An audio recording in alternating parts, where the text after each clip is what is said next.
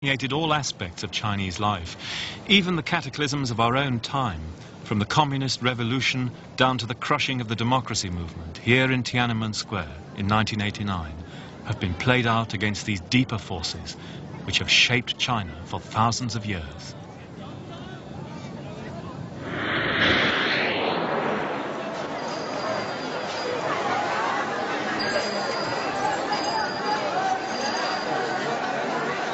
This is a search for the roots of Chinese history.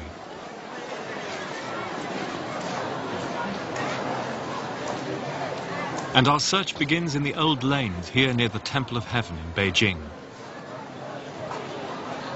Tucked away in the alleys here is the oldest pharmacy in Beijing, founded in 1663. It's simply Beijing Dongling Pharmacy. Yeah. It is enough. It's so famous. Yeah, and now it's Beijing, China. In Chinese medicine, as in all traditional Chinese culture, the basic idea is the search for harmony on earth.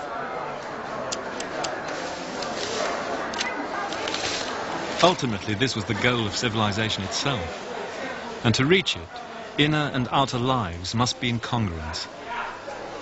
Yin and yang, as they say, female and male, dark and light. This elemental balance underlies all Chinese thought, whether in science or philosophy, in food, or as here, in medicine. The discovery of the origins of Chinese history happened by a strange chance. In 1899, a Chinese scholar who was quite well known here in Peking, Wan Yizhong, was suffering from malaria. He had prescriptions for it made up in his local pharmacy. It could even have been this one. At the time, a friend of his was staying with him as a house guest, and he saw the prescriptions being made up. One of the ingredients was a recipe which had been used by Chinese doctors for hundreds of years. Ground up old bones, known as dragon bones.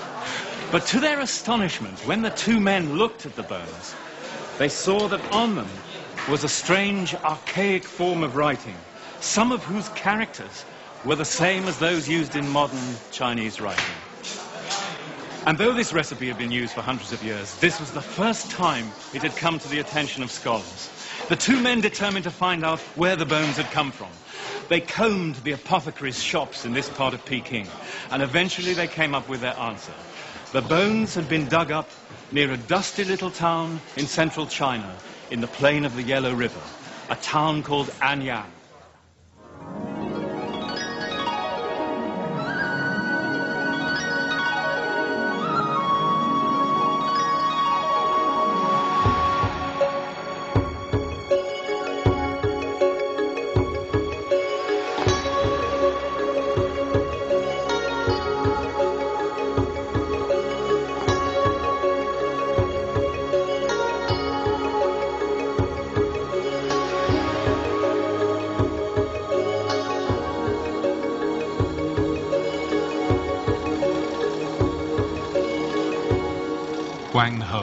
The Yellow River, coming down from Mongolia, bearing its rich yellow silt to the Yellow Sea, destroyer of cities, killer of millions, even in our own century. Chinese civilization first arose on its banks, but unlike the civilizations of the West, the source of political power did not lie in control of nature, but in control of the past.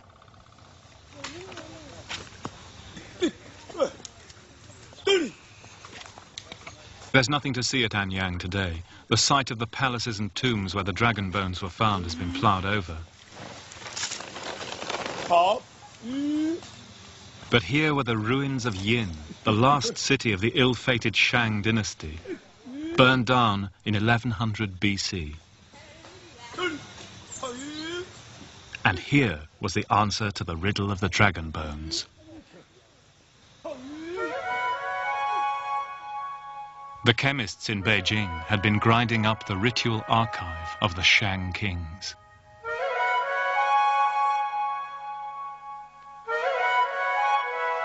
These were oracle bones used by royal diviners to communicate with the ancestral spirits. In these strange marks lay the beginnings of the I Ching, the great Chinese book of wisdom. It was through the magic power of writing that the ancestral spirits could be raised. And the ancient Chinese word for these symbols, wen, writing, would become the word for civilization itself. In the beginning was not the city, but the word. The second key find at Anyang was the bronzes. They were used for sacrifices and ritual meals. Their inscriptions tell of the worship of ancestors and lineage, basic preoccupations of the Chinese till today. It was the possession of these things, the performance of the correct rituals, the monopoly of bronze and writing, which gave the rulers access to the wisdom of the ancestors. This was the basis of political power.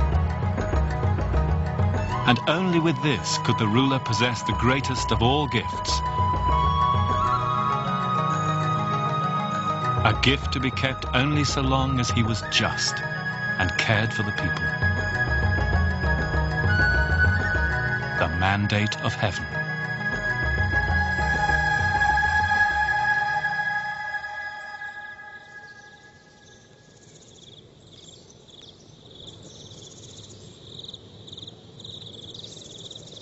A fresh grave in the cemetery of the Kung family in Chufu.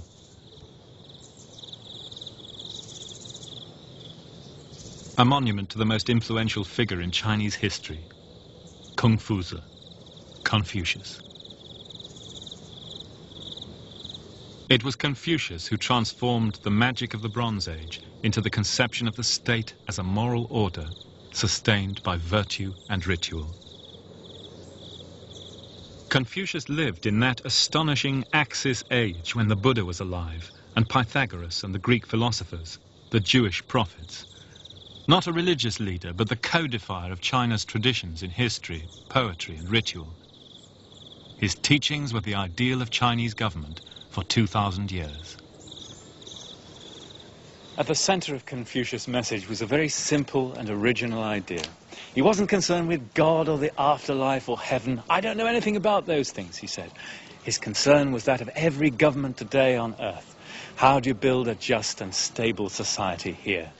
And his answer was this: goodness was the essential quality needed to keep society together.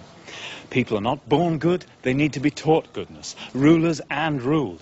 But it was essential that the rulers were taught goodness, spiritual and intellectual, because if rulers rule with unjust harshness and severity, meting out punishments with regimentation, then people lose their faith in the law, they lose their respect for themselves, they have no sense of shame.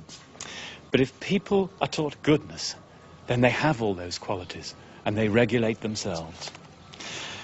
Confucius' vision then was of a moral society bound together by mutual respect and trust. And though he was an aristocrat, it was an anti-authoritarian idea, because the ideology would rest with the scholars, not with the emperors, who themselves had to obey that golden mean. Otherwise they risked forfeiting the mandate of heaven, as even today's rulers of China have found out.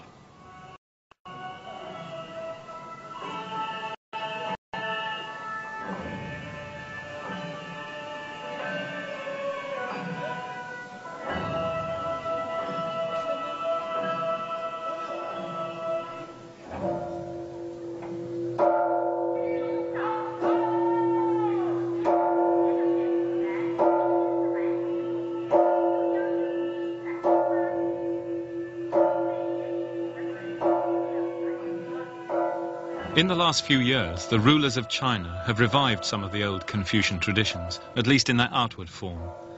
Performance of these rituals ceased after the Communist Revolution. These are actors, and this ceremony in Confucius' hometown is for tourists. They're largely foreign Chinese tourists from Taiwan, Hong Kong and Singapore, rediscovering roots severed, temporarily it would now seem, in 1949.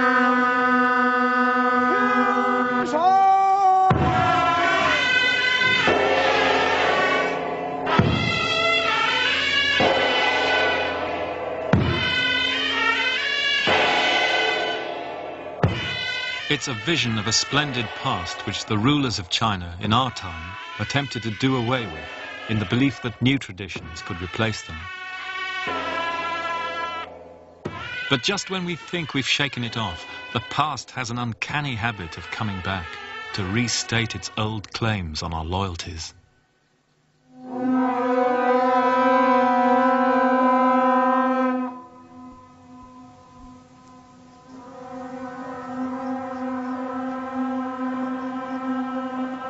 The ancient Chinese believed that Earth, nature and the cosmos were part of a harmonious natural order, the Tao, or path.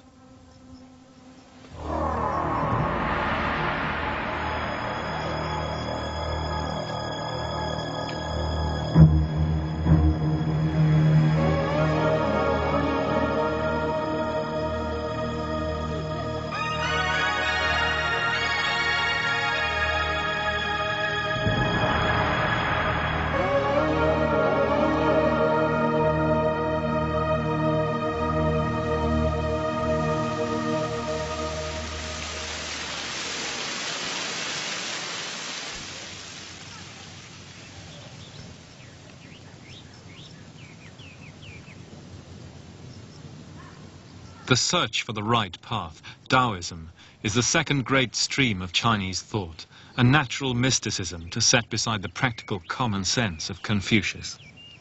Not an alternative, but the other half of a necessary balance in life.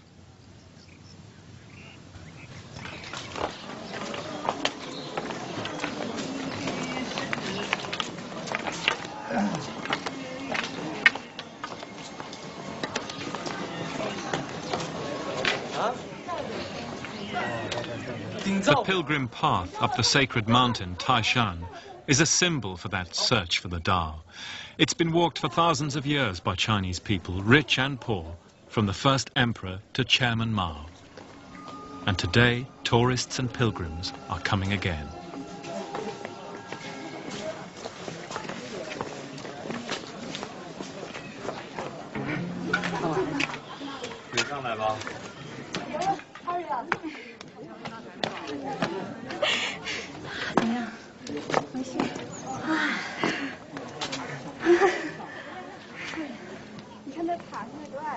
For so long, Western culture has seen nature in terms of control and exploitation. But for the Chinese, it is the source of all harmony and balance. They thought it was our duty as human beings, through art, religion or science, to understand the harmony, not to abuse it or needlessly to change it, but to go with the force of nature, the yin and yang, as they would say.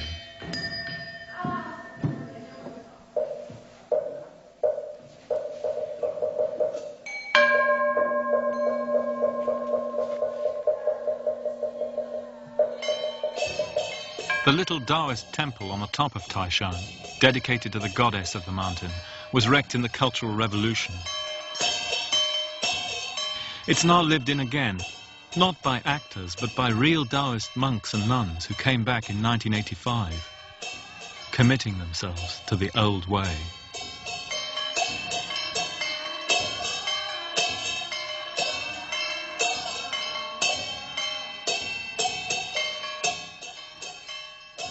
In the end, said the Taoist sage Lao Tzu, all creatures return to their distinctive roots.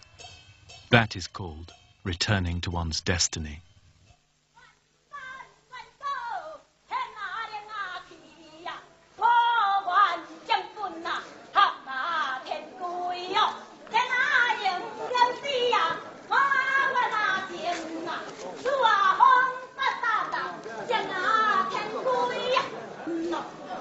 These people are tourists from Taiwan. Their leader is a spirit medium well known on TV in Taipei.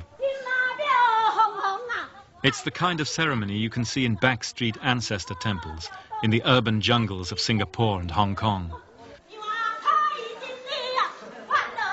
Now they're returning.